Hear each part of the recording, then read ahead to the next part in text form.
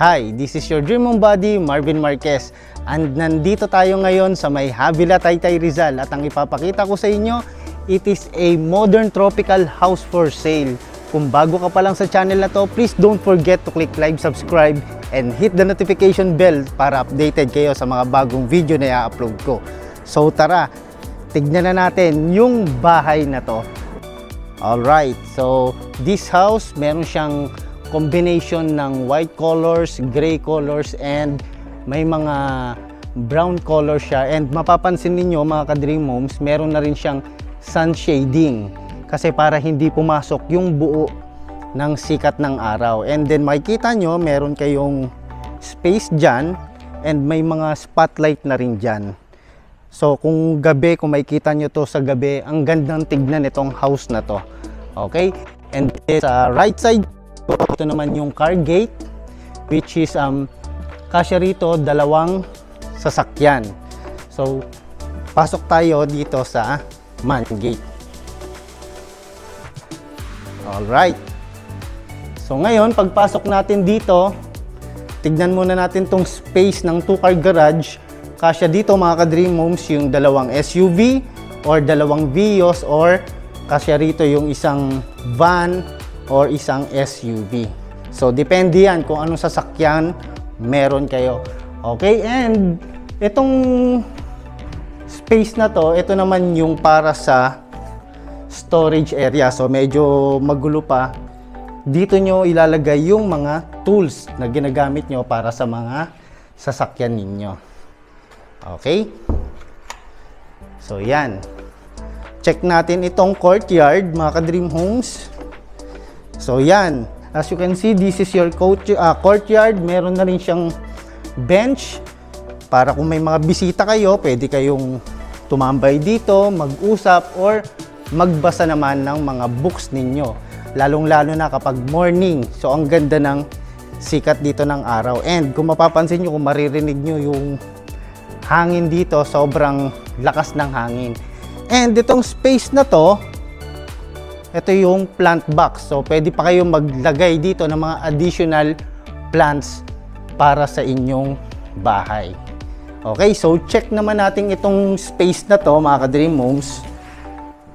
Okay, so ang kagandahan dito mga ka-Dream Homes, ang nakita ko rito kapag nandito kayo sa area na to, yung view. Okay, Ernest, paki-videohan nga yung view. Yung view na yan. So ito pa lang yan. What if kapag nasa taas na tayo ng bahay? Okay, so ito meron na rin na door, may slider, access to para sa inyong living area, or dining, or kitchen. So proceed tayo dito sa main door. So this is your main door. So malaki siya. And ginamit dito is solid wood. And meron naman ditong fixed window na kapag meron kayong bisita dyan, nasa gate ninyo, makikita nyo kung sino yung papasok sa loob ng bahay nyo. Okay? So, welcome to your Dream Homes. Alright, so ayan, nasa loob na tayo mga ka-Dream Homes ng bahay. So, ang ganda ng space dito. Itong area na to, pwede nyo siyang gawing indoor garden. And nasa sa inyo na yan kung ano pa yung mga naiisip nyong gawin para dito sa space na yan. And ang kagandahan yan, high ceiling na rin siya. So yung air dito, true and true sa loob ng bahay nyo. So let's proceed dito sa inyong living area. So ito yung living area nyo. Meron na rin kayong slider. Ayan, diretso sa may courtyard nyo. And itong part na to, this is your TV table set. Pwede kayong maglagay dito ng table and then yung TV. Okay, and then ang dami na ring socket. And itong part na to, pwede nyo naman ilagay dito yung L-shaped sofa or U-shape. Okay? And this part is your dining area. So yung dining area, kasya naman dito mga ka-Dream Homes, 5 to 6 seaters na upuan. Okay? And itong part na to, ito naman yung kitchen area nyo. So ayan, may countertop And then meron na rin siyang sink and meron na ring faucet. And ito naman, ayan, meron tayong range hood, meron tayong cooktop, and check natin yung mga cabinets. Alright. Ayan. Yan ang kagandahan dito, soft close na rin siya. So check natin to. Yung pantry. So, ang laki ng space, mga ka-Dream Homes. Okay, so nakita natin yung part na yan. Diretso tayo dito sa may service area. Yung service area, makikita nyo rito, meron na rin siyang circuit breaker. Ayan, itong part na to, ayan, meron na rin kayong sink and faucet. And then, gawa rin siya sa may quartz. Quartz finish na rin siya. And then, meron space sa baba for your cleaning activities. Diyan nyo ilalagay. And sa part na to, dito nyo naman ilalagay yung washing machine. Okay? So, ito, mga ka-Dream Homes, meron siyang door. Access yan sa may bedroom number 1. Pero, bago natin tignan yan, dito tayo sa door niya, dumaan. So, ang ganda talaga ng bahay na to. Pag nandito ka, parang ang relax. Marerelax ka kapag nandito ka sa loob ng bahay. So, sa bedroom number 1, kasya dito a single type of bed. Okay? Or pwede nyong ilagay dito yung single bed ninyo. And pwede rin kayo maglagay dito ng TV set. And ayan, may kita nyo mga ka-Dream Homes, ito naman is provision for your split type of aircon. And makikita nyo, ayan, ang laki ng windows niya. Okay? Yan, sliding. So, true and true yung pagpasok ng hangin dito. Kahit nakapatay yung mga ilaw nyo rito, okay? So, ang liwanag pa rin ng inyong bahay. Okay? So, check natin ito. Ito kanina yung pinuntahan natin. And, ayan, mga ka-Dream Homes, may kita nyo, meron din siyang ventilation. Okay? So, yan. Nakita natin, mga ka-Dream Homes, yung bedroom number 1. So, proceed tayo dito sa may toilet and bath. So, ayan. So, meron na rin siyang toilet and sink. And itong space na yan, ayan. Ayan yung shower area nyo. Meron siyang malaking wall niche. Meron shower and meron na rin siyang ventilation doon. So, ayun. Okay, so ngayon mga ka-Dream Homes, so dito muna tayo pumesto. So nakita natin yung ground floor nitong house na to. So aakyat na tayo ngayon sa may second floor. Okay, so bago natin i-check yung mga kwarto, ipakita ko muna sa inyo ito. So kapag nandito kayo sa second floor, meron kayong view sa inyong magiging indoor garden.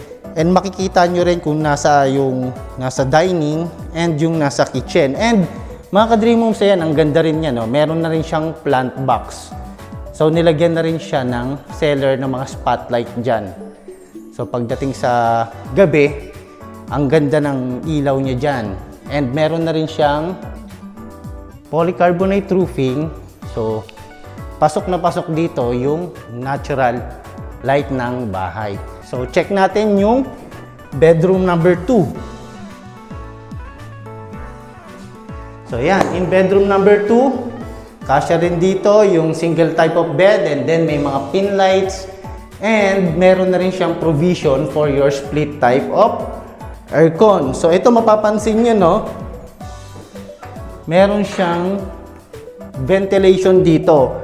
Pero, ang magiging concern lang dito is kung may mga kasama kayong mga bata, pwede nyo siyang lagyan dito ng harang. Okay? And ayan, kahit nakabukas lang siya, yung air papasok pa rin sa loob ng inyong kwarto.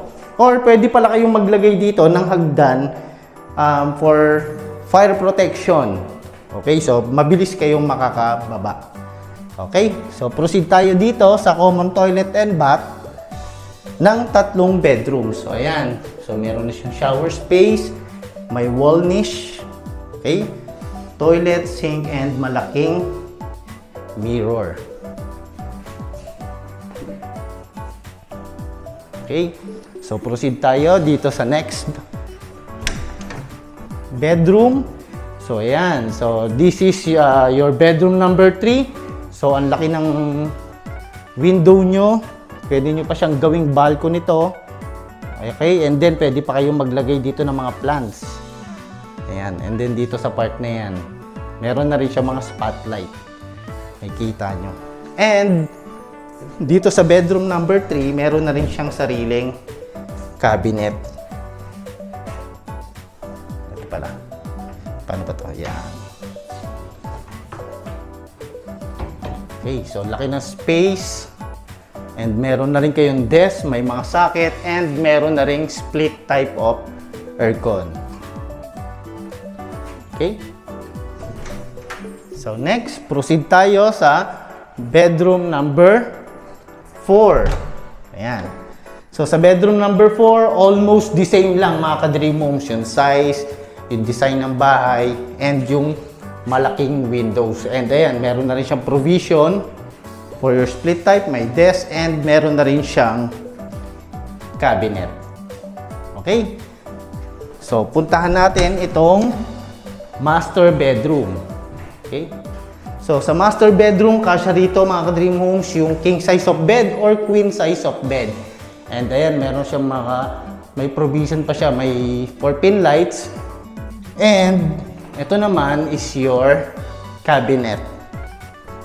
So, ayan, mas malaki siya. Dami yung paglalagyan dito ng mga gamit. Okay? And yan, mapapansin nyo mga ka-Dream Homes, meron na rin siyang provision for your split type of aircon. Pwede kayo maglagay dito ng TV set dahil nandito yung mga socket. And ayan, meron na rin siyang window, sliding window. Okay, so proceed tayo dito ngayon sa master toilet and bath. So yan, so sa master toilet and bath, ang ganda ng view nyo. Okay, kitang-kita yung city view.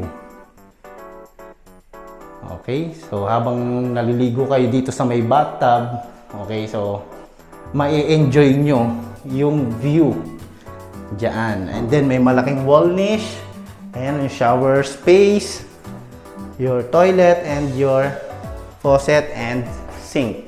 Meron na rin pala siyang socket dito. And may malaking mirror.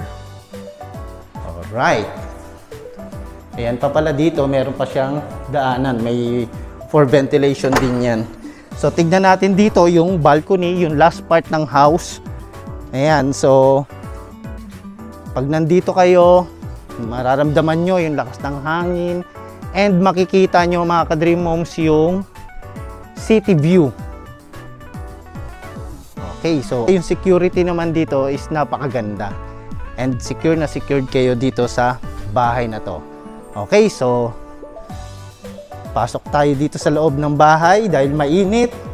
Dito natin sabihin yung property details. Yung property details mga ka-Dream Homes, ang lot area is 152 square meter and yung floor area is 233 square meter. Nakita natin yung 5 bedrooms and meron siyang 3 toilet and bath and meron siyang 2-car garage. So if you think this property is for you, pwede nyo po akong kontakin para mag-set tayo ng site viewing. Again, this is your Dream Home Buddy, Marvin Marquez, going above and beyond to find your dream homes. Maraming salamat po and God bless you all. Bye-bye!